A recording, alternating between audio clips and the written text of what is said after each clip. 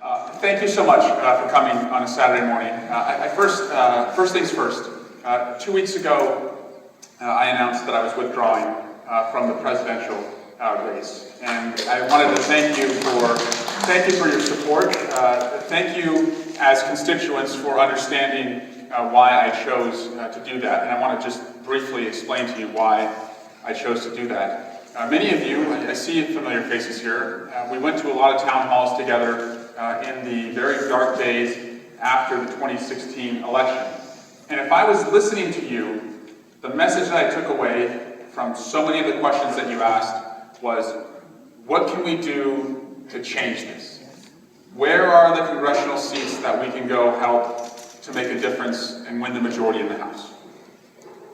So the message I received was that the best thing I could do was to try and find friends across the country. And so I led an effort to elect 40 new members of Congress in their 40s and under. And that took me across the country. I called it Future 40. I went to places like Oklahoma and Iowa and Texas, Kansas. And I saw our great country, and I saw we were not as divided as the president tells us so often that we're supposed to be. And of the 40 candidates that I worked to help elect, 28 of them were in their 40s and under. And 17 of the 40 seats we flipped beat NRA-endorsed members of Congress.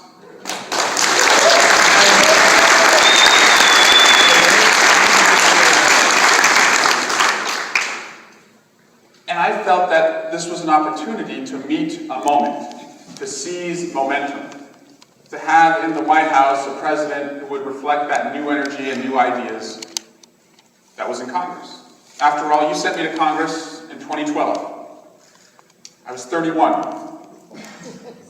At 31, when you go to Congress, you're essentially put in charge of the IT help desk. And I did that with enthusiasm, but I also saw a place that did not look like you and me, and I didn't think was well equipped to take on the issues that I was hearing about here at home. But I'm happy to report to you that this now, today, the 116th Congress, is the most diverse Congress ever. It has the most women ever. It's the youngest ever.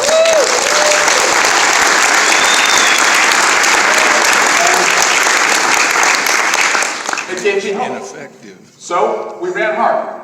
I went across the country. But I only ran to win and make a difference. And when that did not look likely, there was no other reason to do it. Not for a vanity project, not to sell a book, not to do anything other than win and make a difference. And I appreciate all the support that you gave me when I was on the trail. The notes you sent, phone calls you made, even some of the concerns you had about the work that was going on in Washington. I read them, and I hear you. And I want to tell you that what really inspired me to believe that coming from this district is the first one in my family to go to college, son of a cop, former prosecutor, city councilman, what would give me a shot was that our district, I think in many ways, defines itself by risk takers. It's just a part of the culture here in the East Bay. It's why our economy, where it does so well. We are made up of doers and dreamers. People who try and fail, try, fail, try, Instagram. So I come from a district that knows a thing or two about failure, and has learned a thing or two about failure, and has turned that into great success.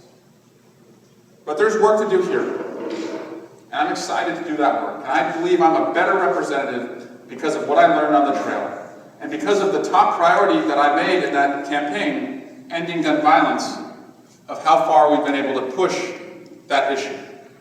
I made the first debate, and on that debate stage, I will remember a lot, but most significantly for you, 3 of the heavyweights who were on that night with me all pledged to support my legislation to ban and buy back every assault weapon in America.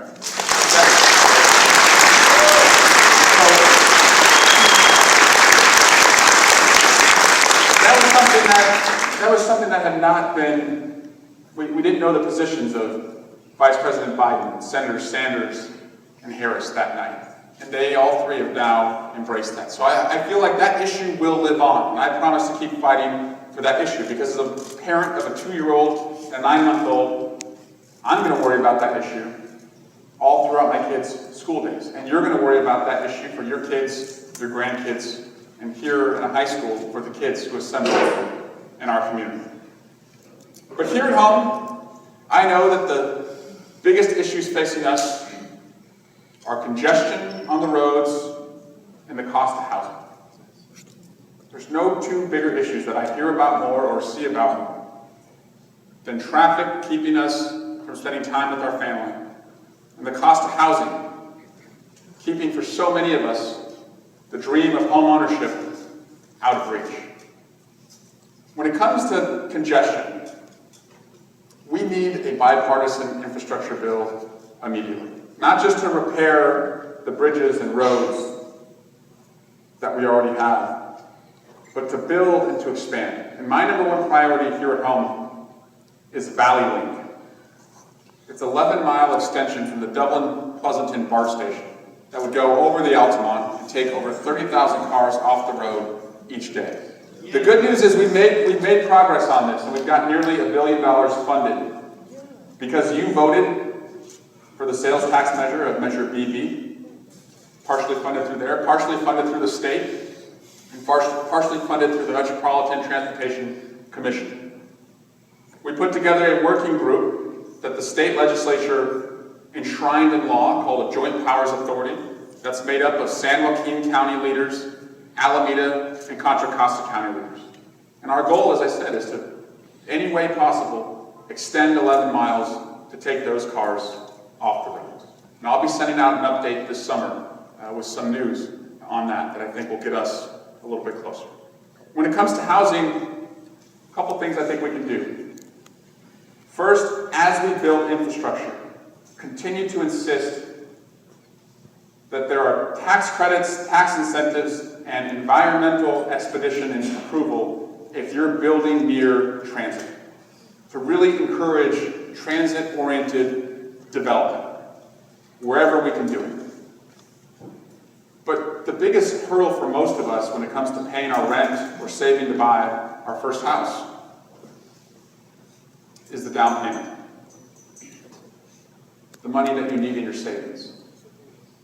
And there's a whole generation right now, 40 million of us, that have $1.6 trillion in student loan debt. Second biggest amount of debt that any Americans have.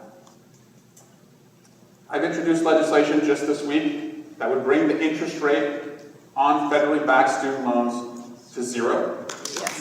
The government